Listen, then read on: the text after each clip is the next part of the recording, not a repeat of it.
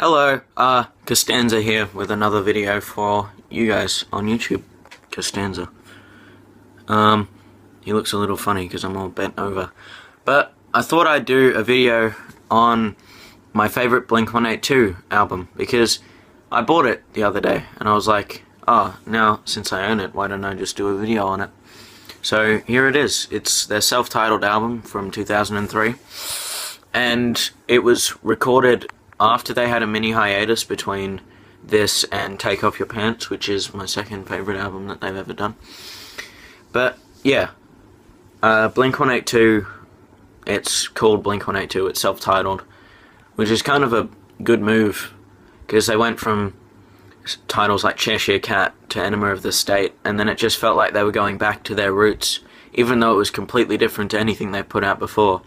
It just felt like they were going back to being Blink-182 by releasing an album named after their band, self-titled. But yeah, it's a very strong album. There's only maybe one weak point, which is the song Violence, which comes in the it's not the very beginning, it's like mid-beginning. But there's like two runs of songs in here that both have really strong songs in them, and I feel like, looking at the track list on the back of the album, I feel like, yeah, Violence is really the only one I would probably skip over if I listened to the album the whole way through. But I doubt I'd even do that, because you need to listen to Violence to understand Stockholm Syndrome.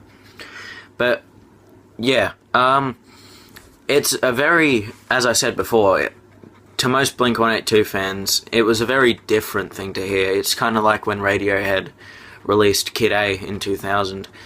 It wasn't like them. It was completely different to how they usually sung, because they normally made songs about dick jokes and stuff. And while Take Off Your Pants did try and branch out into more deeper songs, stuff like Stay Together for the Kids, which is just a beautiful song,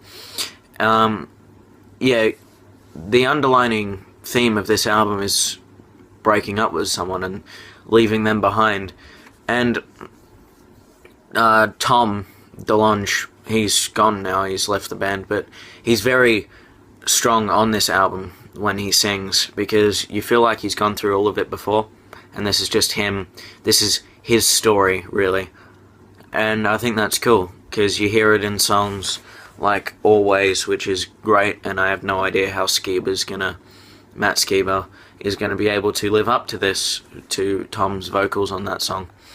And you have songs like All of This and Asthenia. They're all great Tom songs, and I'd rate them pretty high up. But then you also have Mark Hoppus's great songs, and while he does share vocals with... oh, my finger was in the way. While he does share vocals with Tom on this song, Stockholm Syndrome is still one of the greatest ever produced by them.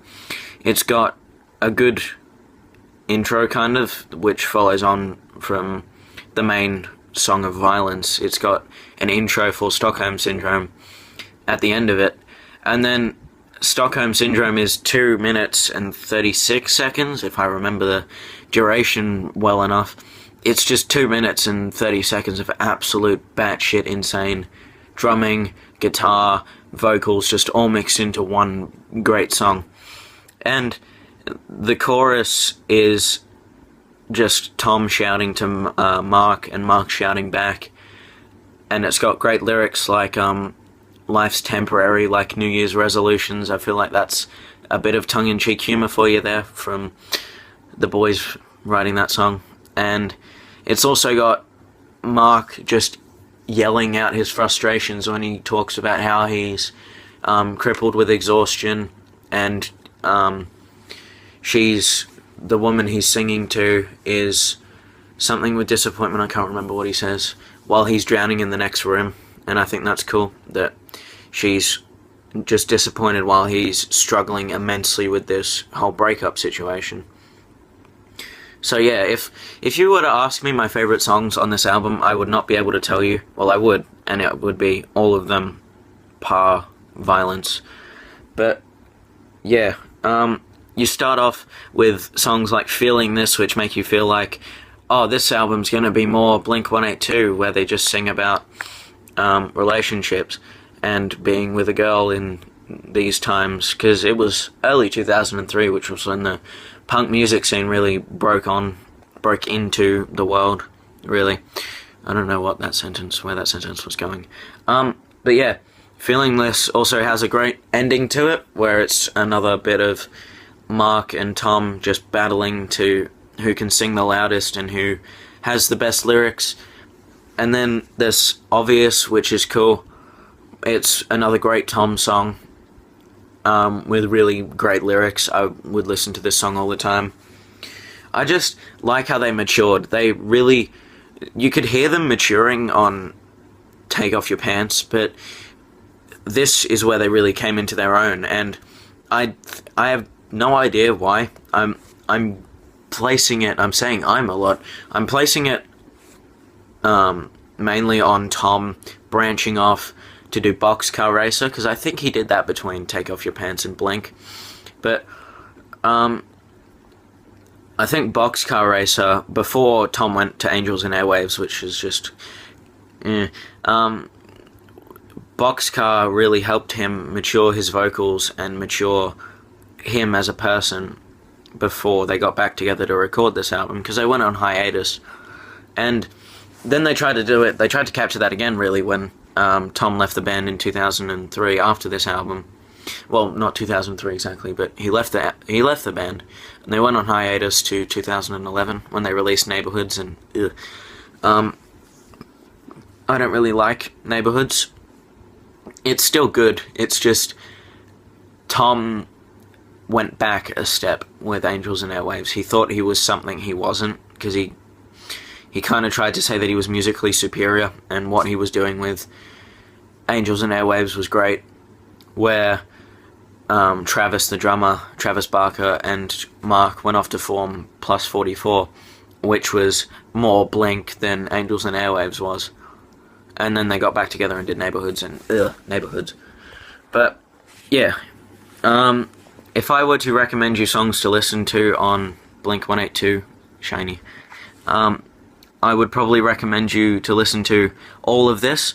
I love All of This with all of my heart, because it's got Robert Smith from The Cure, and if you know me, you know I love The Cure so much. Probably one of my top 3 bands. But yeah, Robert Smith kills it on that track. The drumming kills it. Travis kills it with the drumming, I should say. Tom's chorus is great.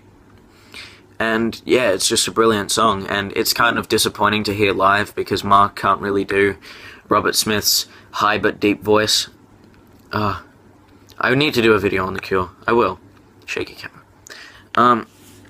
I would also say, listen to the songs before and after that song. Here's Easy Target before All of This, and then Here's Your Letter following it, because they're both great songs. Here's Your Letter is one of my favorites, because it's another one of Mark struggling with a breakup.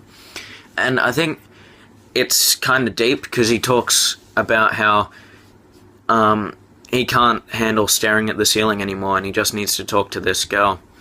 And Easy Target, it's not really about relationships, which is kind of the underlying theme of the album. It's more just about... it's the most fast-paced song with Stockholm Syndrome. I don't know where I'm going with this point. I have lost the point. But yeah, Easy Target, good. All of This, great. And then Here's Your Letter, also great. So those 3 follow on. Nice. I would also recommend you listen to Always, because if you've ever been broken up with someone, or they've dumped you, and then you hear this song, you're like, because some of the lyrics in this song really get you, and you'll hear it when you hear the song. In the second verse, it starts off with, I miss your laugh and smile. On point, my friend. So yeah, definitely check out this album. Sorry for the awkward cut there, but my voice had a spasm. Yeah, Blink-182, Blink 182. Definitely check it out. Goodbye.